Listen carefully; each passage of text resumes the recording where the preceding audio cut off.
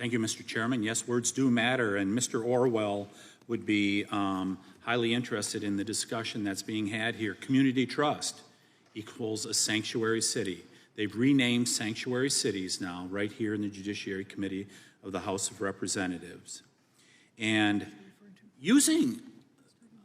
saying that there's less crime in a community that is a sanctuary city, which as sanctuary city almost certainly has a Soros prosecutor. And you're going to tell us that there is not as much crime? Those prosecutors in the big cities are not prosecuting crime in many instances, and we saw it firsthand up in New York City.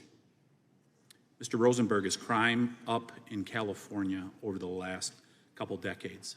Yes, tremendously up. Mr. Batista. Chairman McClintock, Mr. Tiffany, I didn't catch the question. Is crime up in California over the last couple decades? I can't tell you off the top of my head. I can tell you that in our jurisdiction locally, we're about 7% higher than we were last year. Mr. F. Yes, sir. It's up in Colorado.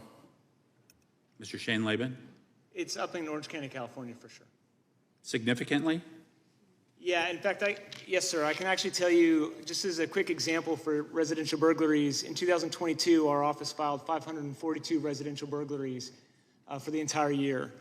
This year to date, we're already at 414. We're projected 828 for 2023. So, yes. In California, is crime down in the sanctuary cities? I'm sorry?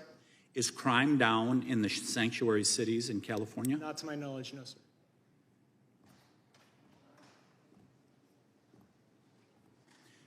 Mr. F., is the Biden administration following the law? Is the Biden administration following federal law? They're not following the Immigration Nationality Act, no.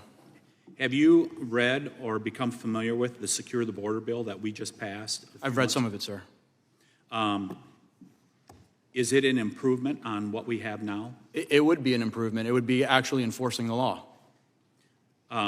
Would you recommend to all congressional representatives before you today to vote for that Secure the Border bill? Yes, sir. We hear about fentanyl bills that are kind of chipping away at the edges, Mr. F. I keep saying the number one thing we can do to reduce fentanyl, and by far number one, number two is way down the line, is to secure the border. Is that accurate? Yes. It's very accurate. Securing the border would actually help keep the fentanyl out. That's the cartels that are moving the fentanyl. In fact, it's rather interesting. When we made the trip down to, it was a couple years ago that my colleague, Mr. Biggs, took us down to the county just south, Cochise County.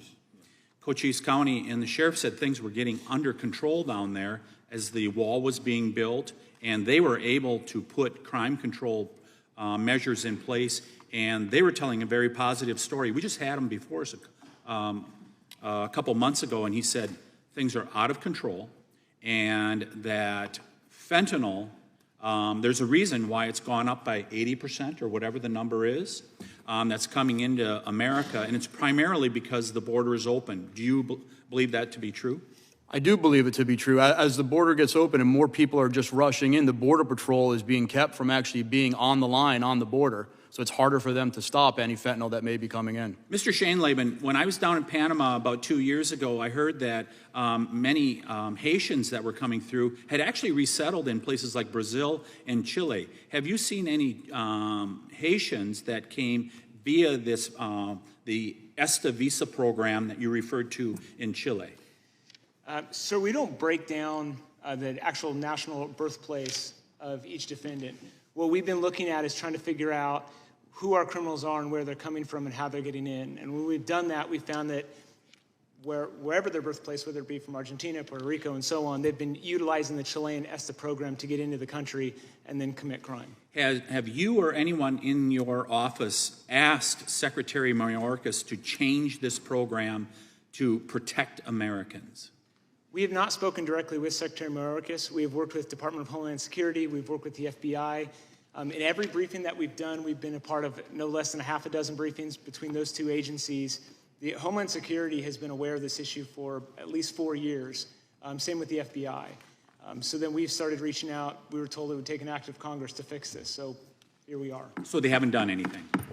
Not to my knowledge. I do know that there's been a meeting or there's a meeting planned. The concern from our office is there's routine questions or routine promises that things will happen. Our concern is we'd like them to actually happen. Gentleman's time has expired. Mr. Nadler. Thank you, Mr. Chair.